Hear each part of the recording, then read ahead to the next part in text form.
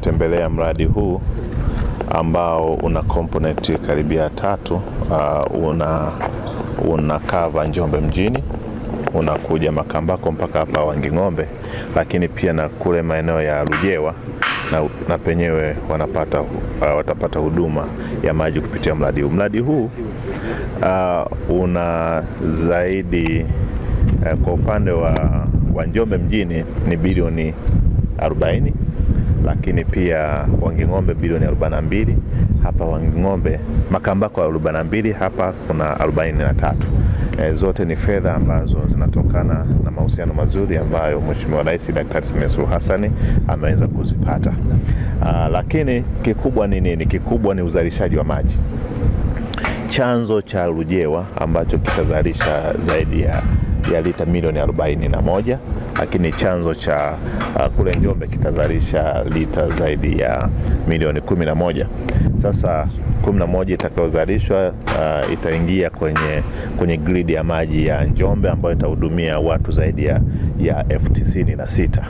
Lakini pia kwa upande wa hapa Makambako kuna zaidi ya kama lita milioni 13 ambayo itapelekwa pale, ambapo itahudumia zaidi ya watu 130,000.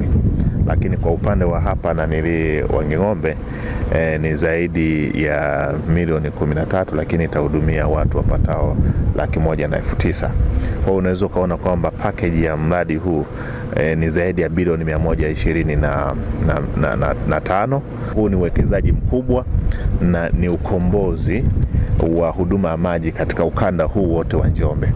Na ukiangalia katika haya maji ambayo yatatokana na chanzo kile cha Lujewa, ni zaidi ya lita milioni 10 zitatumika pale Lujewa penyewe. Kwa hiyo unaweza kaona kwamba kuna maeneo ambayo yatakuwa yamekuwa covered, na kwa sasa mahitaji ya Makambako ni lita milioni 4, lakini sasa wanaenda kupata milioni 13, manake kwamba huduma ya maji itakuwa imeisha kabisa kwa upande wa Makambako. Lakini pia kwa mahitaji ya hapa tutakuwa tumemaliza kabisa na miaka 10 ijayo. Kwa hiyo unaweza kaona uwekezaji huu wa Daktari Samia Suluhu Hassan kwa wananchi wa Makambako, Njombe pamoja na Wanging'ombe pamoja na Lujewa. Tuna miundombinu ambayo inaendelea kujengwa, lakini miundombinu hii yote inatokana na kile chanzo cha Lujewa ambacho ndio kitaweza kusupply katika maeneo yote. Tumeona mradi umefikia katika hatua mbalimbali za utekelezaji. Kwa upande wa Njombe tumeona kwamba umefikia 40%, lakini upande wa Wanging'ombe pamoja na Makambako tumefikia 50%.